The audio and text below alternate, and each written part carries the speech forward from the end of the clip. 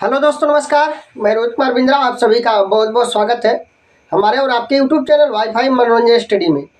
दोस्तों, आज के इस वीडियो में इंग्लिश ग्रामर पढ़ने वाले हैं और इंग्लिश ग्रामर में मैं आपको टेंस पढ़ा रहा था। और दोस्तों, मैं बताया था टेंस निम्न 3 प्रकार के होते हैं: present tense, past tense and future tense. ठीक है, और मैं आपको प्रेजेंट टेंस पढ़ा रहा था। प्रेजेंट टेंस के प्रकार में मैंने बताया था कि प्रेजेंट टेंस जो होते हैं 4 प्रकार के होते हैं: present indefinite tense, present continuous tense, present perfect tense, present perfect continuous tense. ठीक है, तो दोस्तों यहाँ से हम प्रेजेंट इंडेफिनिट टेंस पढ़ा रहे हैं और प्रेजेंट इंडेफिनिट टेंस का यह पार्ट नंबर कौन सा होगा दोस्तों? यह पार्ट नंबर 10 होगा। इससे पहले मैंने पार्ट नंबर 9 पढ़ा दिया है। प्लेलिस्ट मैंने बनाया है, आप प्लेलिस्ट में जाएं और पार्ट 1 से देखें, आपको पूरा का पूरा ग्रामर समझ में आ जाएगा, जो टेंस होता है। ठीक है, पूरा क्लियर समझ में आ जाएगा। ठीक है, तो दोस्तों आज के इस वीडियो में हम लोग यही पढ़ने वाले हैं प्रेजेंट इंडेफिनिट टेंस के इंट्रोगेटिव सेंटेंस अर्थात प्रश्नवाचक वाक्य के बारे में पढ़ने वाले। ठीक है, कि प्रेजेंट इंडेफिनिट टेंस का जब इंट्रोगेटिव सेंटेंस आएगा तो उसको हम अंग्रेजी में कैसे बनाएंगे, आज की इस वीडियो में ही सीखने वाले। ठीक है, तो ज़्यादा बात नहीं करते हुए स्टार्ट करते हैं।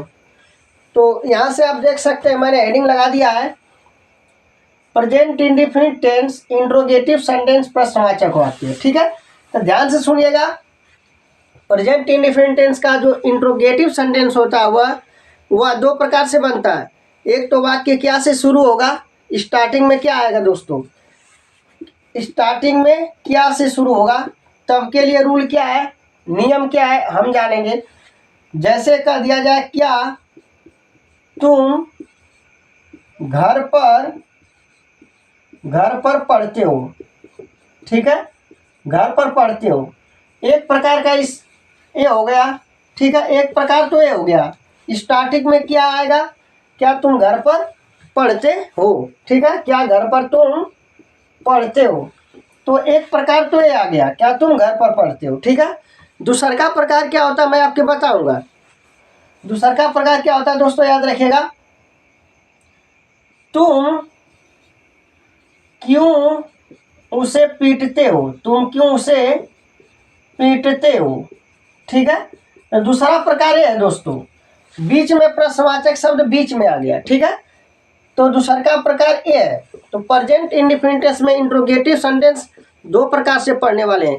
पहले तो क्या से शुरू होगा, दूसरा का प्रश्नवाचक शब्द बीच में आएगा। ठीक है, तो आज के इस वीडियो में हम इस वाले को पढ़ने वाले हैं। ठीक है, तो यहाँ पर लिखेंगे क्या, ध्यान से देखिएगा। ठीक है, यहाँ पर लिखेंगे रूल नंबर पहला, रूल नंबर फर्स्ट।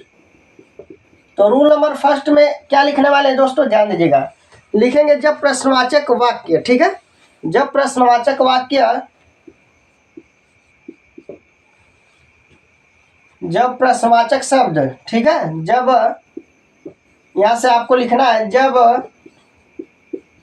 प्रश्नवाचक शब्द, जब प्रश्नवाचक वाक्य, जब प्रश्नवाचक वाक्य, ठीक है, लिखिएगा ध्यान से। रूल नंबर पहला, जब प्रश्नवाचक वाक्य क्या, ठीक है, क्या से शुरू हो तो, क्या से शुरू हो तो अनुवाद बनाने का, अनुवाद बनाने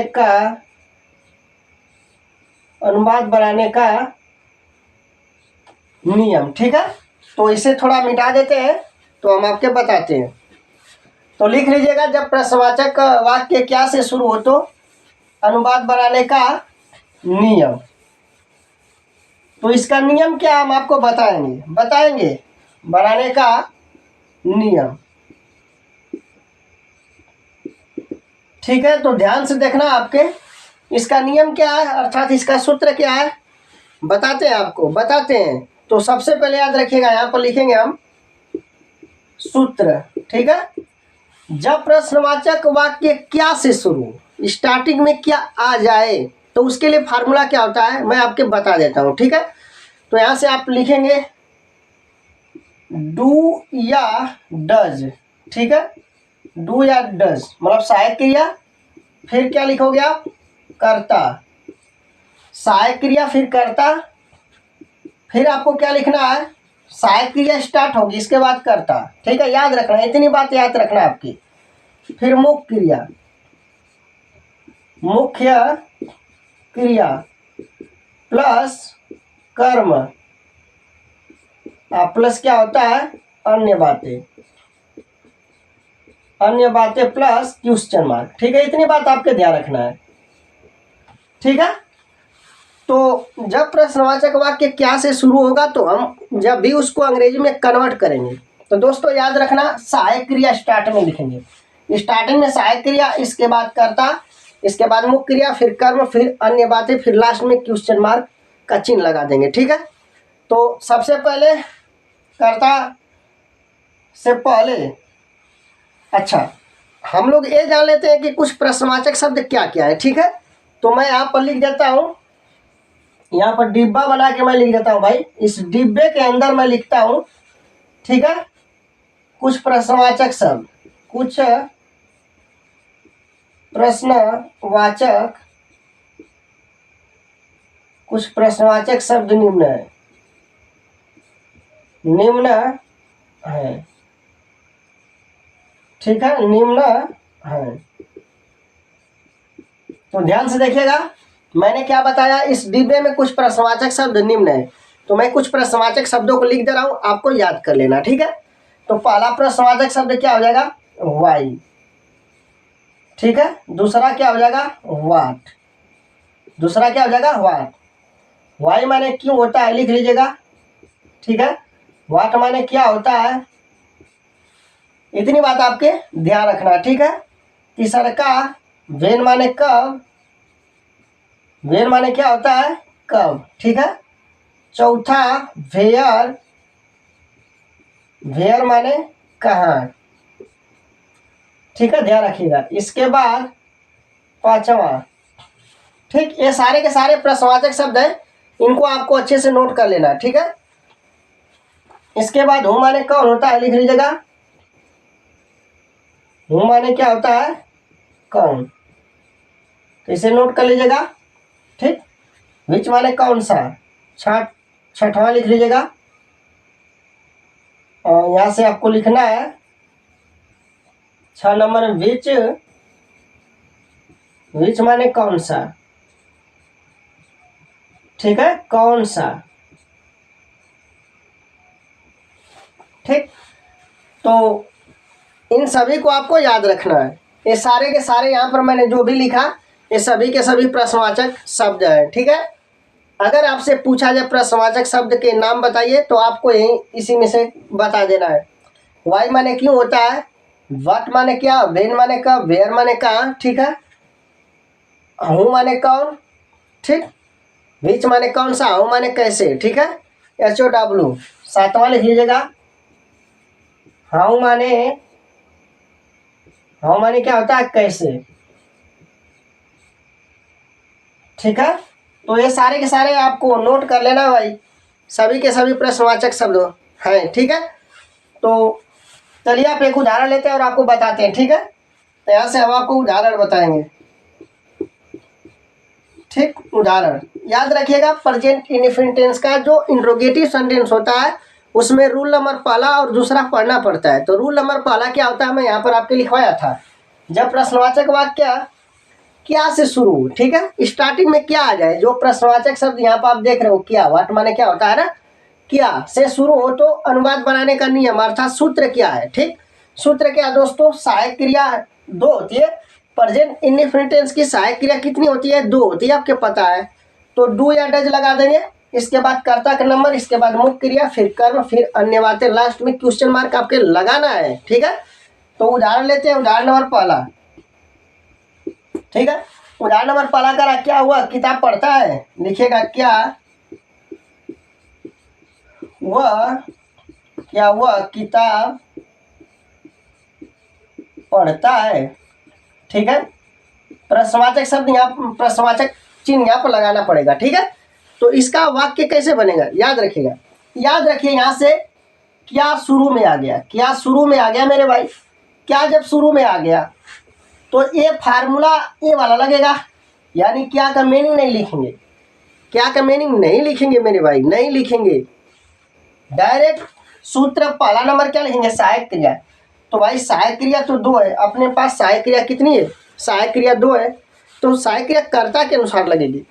कर्ता आपका क्या हुआ, एक वचन है तो यहाँ से डज लगाइएगा, तो यहाँ से क्या लगेगा, डज, DOS। ठीक, यहाँ तक बात आपके समझ में आ गई होगी। एक वचन है तो भाई सहायक क्रिया डज लगेगा, यहाँ तक बात आपके समझ में आ गई होगी, डज। ठीक है, तो डज हो गई। इसके बाद इस सूत्र को देखते हुए आपको इस वाक्य को पूरा कंप्लीट करना है मेरे भाई, याद रखना।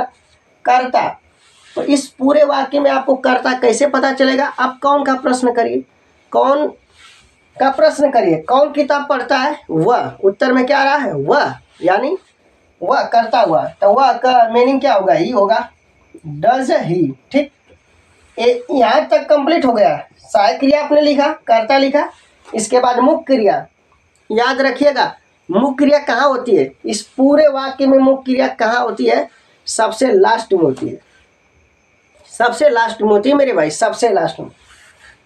तो डज ही रीड, क्या लिखेंगे आप, रीड। ठीक, डज ही रीड, इतनी बात आपके समझ में आ गई होगी, किताब पढ़ता है।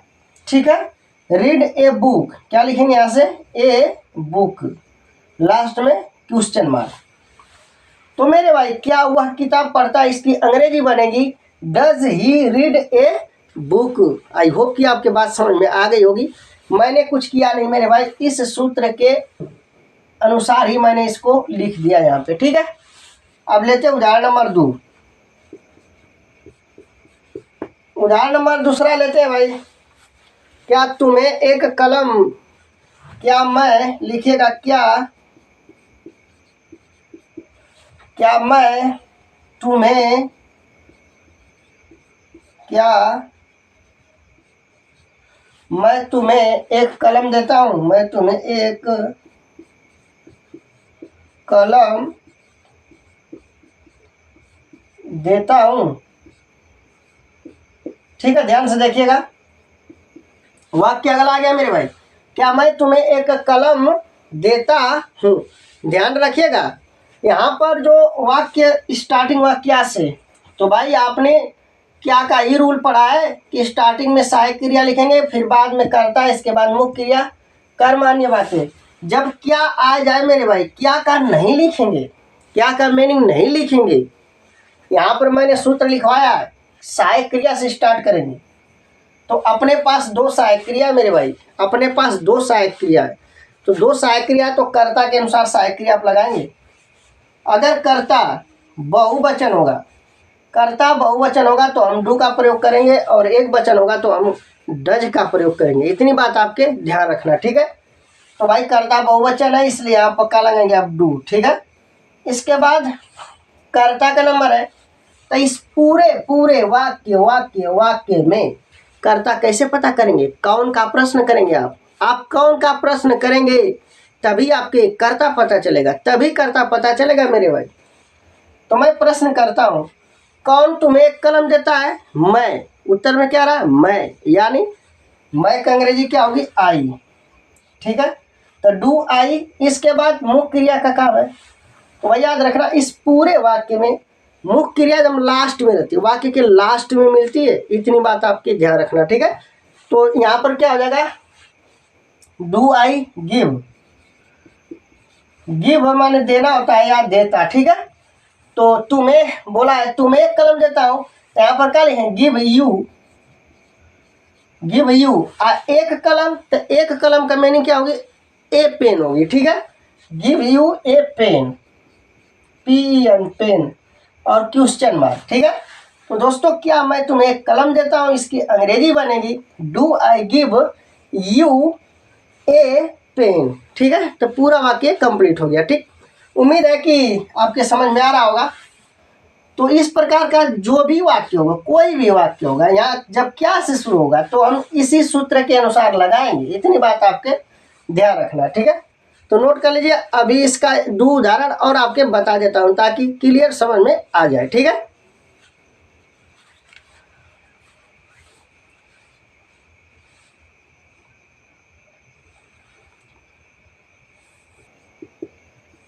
ठीक, तीसरा लेते हैं उदाहरण मेरे भाई। उदाहरण लिखिएगा क्या तुम्हारी माँ, ठीक है, उदाहरण लिखेगा क्या तुम्हारी माँ, लिखेंगे क्या तुम्हारी माँ, ठीक है, क्या तुम्हारी माँ तुमसे, क्या तुम्हारी माँ, क्या तुम्हारी माँ तुमसे, ठीक, वाक्य लिखेगा क्या तुम्हारी माँ तुमसे प्रेम करती है, क्या तुम्हारी माँ तुमसे प्रेम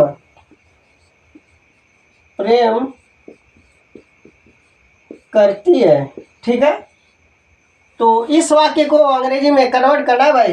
वाक्य क्या तुम्हारी माँ तुमसे प्रेम करती है, ठीक है। तो अब देखिएगा ध्यान से, क्या से शुरू है, क्या से शुरू है तो क्या का मीनिंग नहीं लिखेंगे, डायरेक्ट इस सूत्र का प्रयोग करेंगे, डायरेक्ट सहायक क्रिया का प्रयोग यहाँ पर करेंगे। तो सहायक क्रिया 2 है अपने पास, सहायक क्रिया कितनी है, 2 है, ठीक है।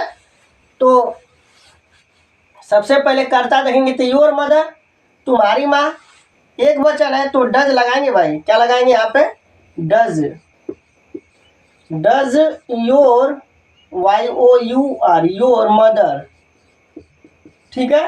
क्या लिखेंगे आप, डज योर मदर, मतलब सहायक क्रिया हो गया, नंबर आता है कर्ता का, फिर क्या आता है मुख्य क्रिया का। तो मुख्य क्रिया इधर क्या लास्ट में, इस पूरे वाक्य के लास्ट में मिलती है, प्रेम करना। तो भाई यहाँ पर क्या लिखेंगे आप, याद रखिएगा लव, क्या लिखेंगे, LOV, लव, किससे प्रेम करती है, तुमसे, तो लव यू, ठीक है, याद रखना। तो मेरे भाई क्या तुम्हारी माँ तुमसे प्रेम करती, इसका अंग्रेजी में आप क्या बताएंगे, does your mother love you, ठीक है। ये कंप्लीट हो गया, इसे आप नोट कर लीजिएगा, कोई दिक्कत नहीं आएगी, ठीक। और उदाहरण नंबर 1 और लेते हैं और आपको बता देते हैं। उदाहरण नंबर 1 और लेते हैं, चौथा उदाहरण लेते हैं, ठीक है। लिखिएगा क्या हुआ, एक पत्र लिखती है, क्या वह एक, क्या हुआ एक पत्र लिखती है, ठीक है। अब इस वाक्य को पूरा कंप्लीट करना है, ध्यान दीजिएगा, क्या हुआ एक पत्र लिखती है। तो मेरे भाई यहाँ से क्या से स्टार्ट हुआ है, जब क्या से स्टार्ट हुआ तो क्या का कोई भी मीनिंग नहीं लिखने वाले, ठीक है। क्या की अंग्रेजी यहाँ पर नहीं लिखी जाएगी, यहाँ पर नहीं लिखी जाएगी। इस पूरे वाक्य को अंग्रेजी में कन्वर्ट करना है तो आपके ये फार्मूला याद कर लेना है, ठीक है।